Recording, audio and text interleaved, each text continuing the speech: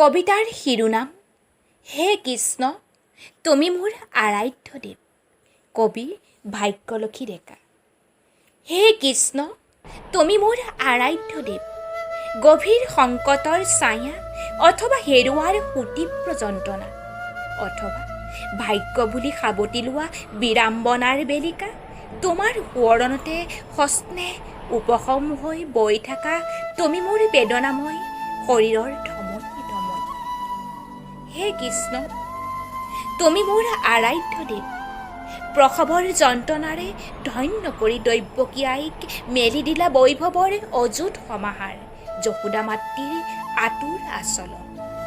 সুখ দুখৰ ভৰসাও তুমিয়ে কত নিৰ্কিন সেৱক।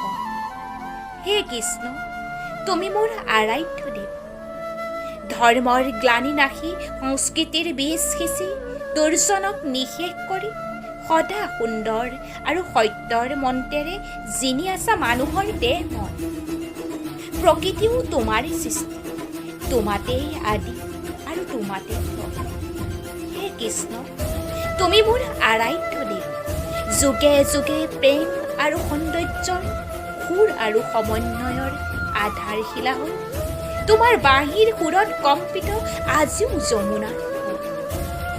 হে কৃষ্ণ সৃষ্টি স্থিতি প্ৰলয়ৰ কাৰক তোমাৰ চৰণ কমলত কি উপাচাৰে কৰিম পূজা, কি প্ৰাৰ্থনাৰে নিবেদিম ভক্তি। মাথো উশাহৰ অন্তিম মুহূৰ্তলৈ জ্বলি থাকিব তোমাৰ নামৰ ভকতিৰ এগচি অক্ষত বন্তি।